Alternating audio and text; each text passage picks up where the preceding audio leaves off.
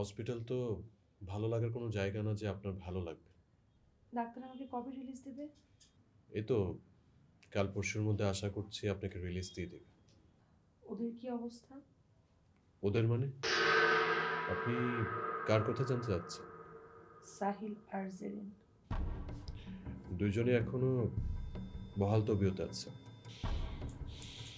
এই ঘটনার পর আমি তো ভেবেছিলাম দুজনই পালিয়ে যাবে।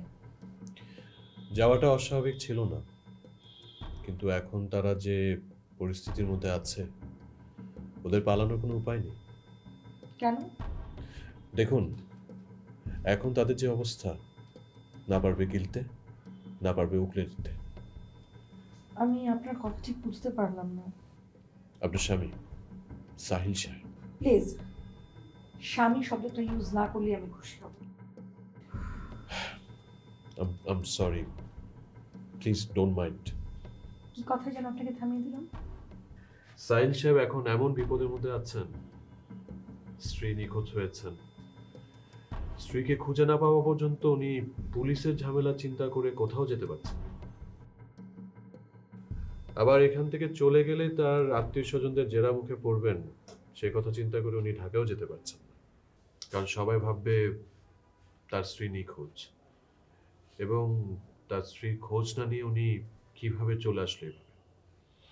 চলুন আজকে আমরা থানায় গিয়ে সব কিছু বলি, ওদেরকে অ্যারেস্ট করার ব্যবস্থা করি। নো, ওয়েট অ্যান্ড সি, এখনো খেলার অনেক কিছুই বাকি। মানে? মানে হচ্ছে সাহিল এবং জেরিনকে নিয়ে আমি একটা নতুন খেলা খেলতে। কি সেই খেলা? আগে আপনি সুস্থ হয়ে উঠুন, তারপরে দেখতে পাবেন কি সে খেলা। আনিকা যদি বেঁচেই থাকে নিশ্চয়ই কোনো হসপিটালে আছে। কাজ করলে কেমন হয়? হসপিটালে খোঁজ খবর নিয়ে দেখা যায়। আপনার কি ধারণা আমরা হসপিটালে খোঁজ করিনি? এমন কোনো হসপিটাল নেই যেখানে খোঁজ করিনি। তাহলে লাশটা যাবে কোথায়?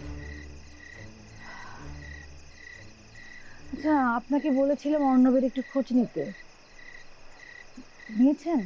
হ্যাঁ, কিন্তু বদমাসটা আমার চেয়ে অনেক চালাক। আমি যদি চলি ডালে ডালে, সে চলে পাতায় পাতায়। মানে আমি না, মনে হয় সে আমাকে নজরে নজরে রাখছে। ব্যাপারটা বুঝতে পারছেন?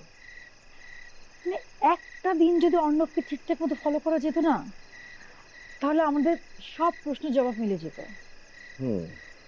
রাজ সাহেব, আপনাকে আরেকটু বেশি সিরিয়াস হতে হবে।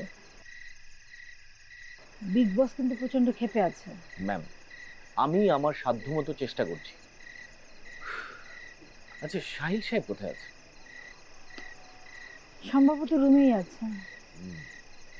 সে কি খুব ভেঙে পড়েছে? খুব স্বাভাবিক না? চিন্তা করতে পারেন যে আমরা কত বড় একটা বিপদের মধ্যে আছি।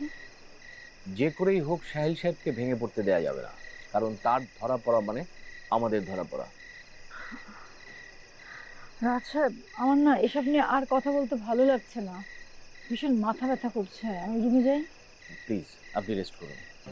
Thank you.